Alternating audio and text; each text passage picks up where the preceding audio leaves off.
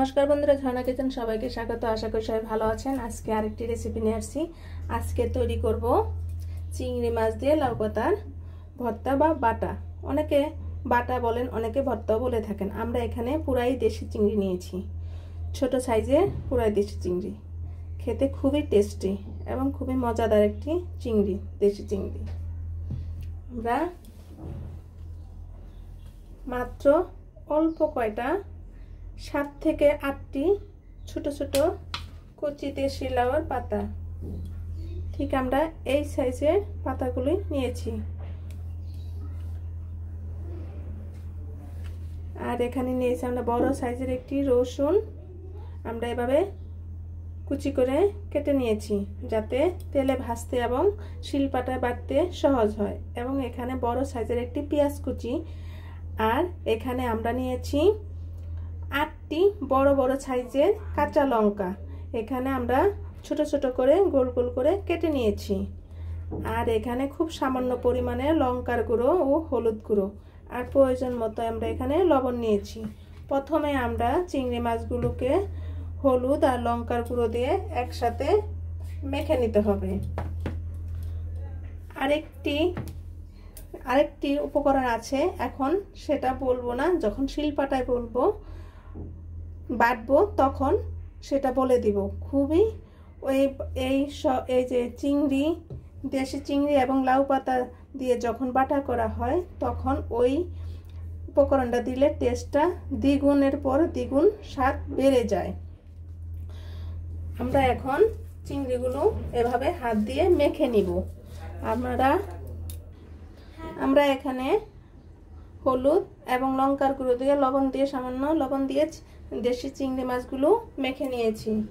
আর আমরা এখানে লাউ পাতাগুলো ঠিক এভাবে ছিঁড়ে নিব। তারপর আমরা এখন চিংড়ি মাছগুলো ভেজে নিব। আমরা লাউ পাতাগুলো এভাবে ছিঁড়ে নিয়েছি হাত দিয়ে।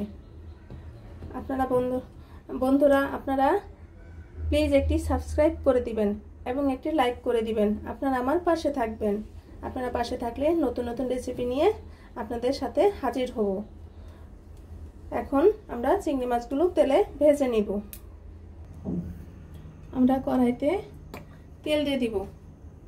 খুব সামান্য পরিমাণে 1.5 টেবিল চামচের পরিমাণে আমরা তেল দিয়ে দিব এবং আমরা চিংড়ি মাছগুলো দিয়ে দিব। আমরা চিংড়ি মাছগুলো দিয়ে দিয়েছি। আমরা এখানে একে একে রসুন, পেঁয়াজ কুচি এবং লঙ্কা কুচি এবং লাউ পাতা একে একে সব এখানে দিয়ে দিব। এখন একসাথে সব উপকরণগুলো ভেজে নিতে হবে। যে এই ভর্তাটি একবার খাবে সে কখনোই এর স্বাদ ভুলবে না এবং মুখে লেগে থাকবে।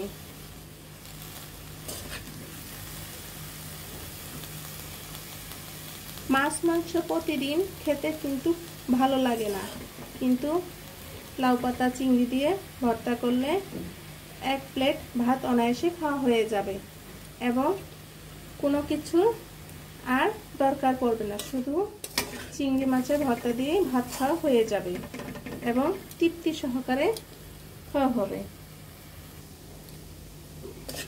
চিংড়ি মাছগুলো আরেকটু ভাজা হবে।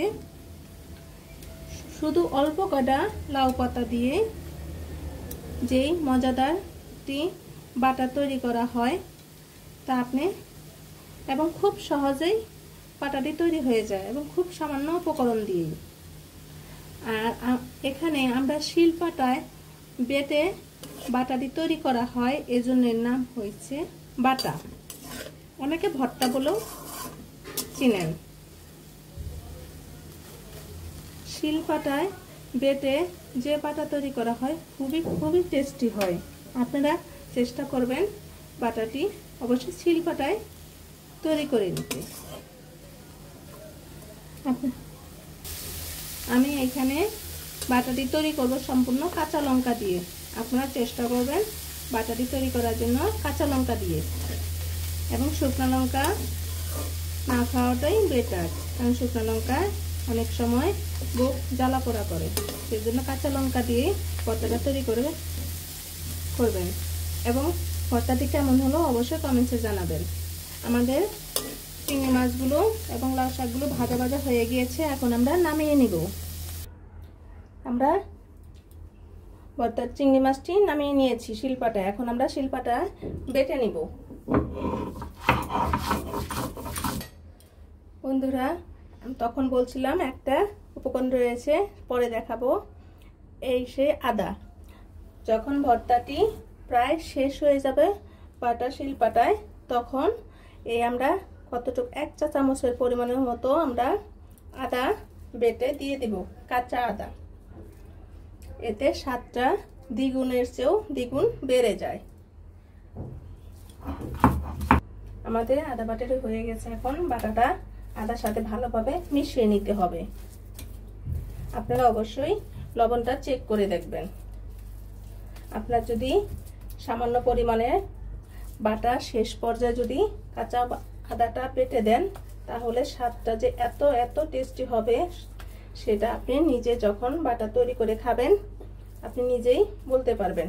আমাদের বাটাটি তৈরি হয়ে গিয়েছে, এখন আমরা নামিয়ে নেব শিলপাটার থেকে। বন্ধুরা, বাটাটি তৈরি হয়ে গিয়েছে, দেখতে যেমন সুন্দর, খেতেও তেমন অনেক টেস্টি হয়েছে। আপনারা অবশ্যই ভর্তাটি বাসায় তৈরি করে খাবেন এবং কমেন্টে জানাবেন ভিডিওটি কেমন হলো। ভিডিওটি দেখার জন্য ধন্যবাদ। Thank you.